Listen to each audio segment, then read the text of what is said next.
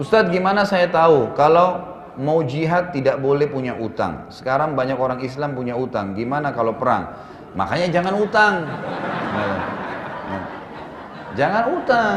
Sekarang perbankan konvensional, tempat-tempat ribawi ini memang sengaja menjerumuskan umat Islam dalam utang. Utang itu hanya boleh dalam Islam kalau darurat. Darurat saja, gitu kan? Kalau penting darurat boleh, tapi kalau enggak boleh.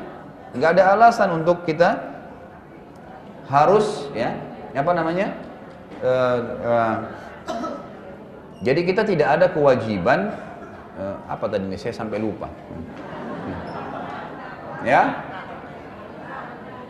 utang. Jadi kita tidak harus utang kecuali darurat. Jadi nggak boleh, sampai kata Nabi SAW, orang yang mati syahid semua diampuni kecuali utangnya, gitu kan? Nggak boleh. Dalam hadis ini dikatakan ruh seorang mukmin bergantung antara langit dan bumi selama utangnya ada. Jadi utang itu darurat, dan kata Nabi SAW, kalau utang pun maka harus diikuti dengan niat dari awal baik. Apa niatnya? Gitu kan? Niat membayar. Kata Nabi SAW, siapa yang pertama utang niat membayar, maka Allah SWT akan memudahkan dia untuk membayarnya, gitu kan? Tapi orang dari awal tidak niat ingin membayar, maka akan jadi masalah, ya. Allah SWT akan sulitkan dia untuk membayarnya. Jadi sekarang memang harus lepaskan diri dari utang. Negara kita punya utang, kita individu utang. Hiduplah dengan apa yang ada, Bapak Ibu sekalian. Jangan paksakan diri. Banyak orang utang ini karena memaksakan diri. Kemarin ada seorang ibu bilang sama saya, Ustadz, saya kalau tidak KPR rumah, saya tidak akan pernah punya rumah. Saya balik tanya, ibu kalau nggak punya rumah kenapa?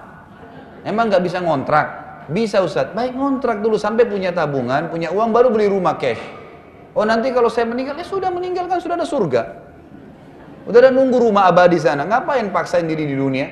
Kalau nggak mampu ya sudah. Lebih baik kita hidup mulia kontrak daripada kita harus terlilit utang ribawi. Bapak Ibu sekalian, sabda Nabi SAW tegas. 1 dirham riba lebih berat daripada 36 kali berzina. Hadis sahih, hadis hasan, maaf.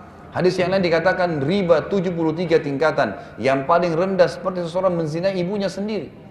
Ngapain buka pintu riba itu untuk apa? Nggak usah, gitu kan? Oh enggak, kalau saya bayar maka on time tidak apa-apa, tapi kalau saya terlambat baru kena bunga. Ya sama saja. Sama saja menjerumuskan diri pada itu. Ya, iya kalau Anda komitmen, kalau Anda lupa sehari kena 50.000, berarti kena riba dong, gitu kan? Berarti menanggung dosa tadi. Nggak boleh main-main dengan masalah itu. Nggak usah, Bapak Ibu sekalian, hidup tenang aja yang ada, nikmatin yang ada, gitu kan? Apa yang Allah kasih mudahin. Lebih mulia orang yang jual nasi uduk di pinggir jalan dengan rezeki yang Allah kasih 200-300 ribu modal orang kasih, daripada seseorang maksakan diri minjam uang miliaran di bank akhirnya ketelit utang dan riba. Ya, untuk apa? Untuk orang bilang, oh iya dia punya begini. Untuk itu nggak ada manfaatnya. Merek mobil yang mewah, merek tas yang bagus, baju-baju yang bermerek, semua hanya kemasan duniawi. Ada yang dibawa ke kuburan? Nggak ada. Mobil Velfire-nya, mobil Ferrari-nya hanya paling jauh di pagar kuburan, nggak bakal masuk ke liang lahat. Dan pada saat orang meninggal, orang bilang apa? Oh ini mobilnya dia dulu waktu masih hidup. Oh ini bajunya dia. Oh ini sepatunya. Oh itu rumahnya. Selesai.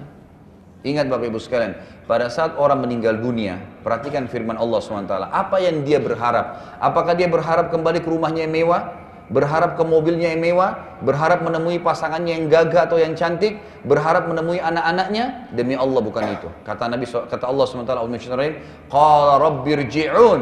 Setiap orang mati akan berkata, ya Allah kembalikan saya ke dunia. Untuk apa? La'alli a'malu salihan fima tarakt, supaya saya bisa mengerjakan amal soleh yang dulu saya tinggalkan. Untuk itu berharap hadir di majelis ilmu seperti ini, berharap sujud sekali, berharap istighfar sekali, berharap membaca satu ayat Al-Quran. Itu yang diharapkan kembali dunia. Jadi jangan sampai dunia menjadi target karena semua hanya kemasan luar saja. Untuk apa? Apa bedanya orang yang makan daging, ayam, segala yang enak-enak dengan orang yang cuma makan nasi sama garam atau nasi sama tempe? Kemasan dunianya. Itu karena variasi. Coba gini, kalau kita cuil daging, ambil nasi, cuil ayam, cuil tempe, ambil sambal, kita masih tahu kan yang mana masing-masing potongan tadi.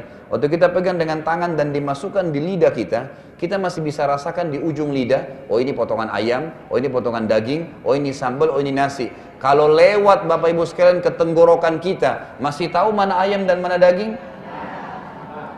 Berarti yang masuk ke dalam, walaupun nasi sama garam nggak ada masalah. Benar nggak? Nah iya. Jangan kalau saya tidak makan itu nanti, wah gimana? Atau pas ke restoran tutup, nggak sempat makan 2 hari nggak tidur, kenapa kehabisan? Kenapa kalau nggak makan itu dunia? Wa mal hayatud dunya illa la'ibun wa lahum wa zinatun wa takathurun bainakum fil amwali wal aulad. Allah mengatakan dunia ini hanya tempat main-main, lewat saja, kemasan dan kiasan. Jangan jadi target, gitu kan? Memperbanyak keturunan, mengumpul-ngumpul harta, koleksi iya, biasa saja gitu. Bukan jadi target, bukan jadi target. Harus akhirat jadi target. Nah, akhirat memang selesai, ujungnya di sana. Kata Allah SWT, walad darul akhiratul lahiyal hayawan. Dan kehidupan akhirat dialah yang abadi. Mesti itu yang kita perhatikan Bapak Ibu sekalian.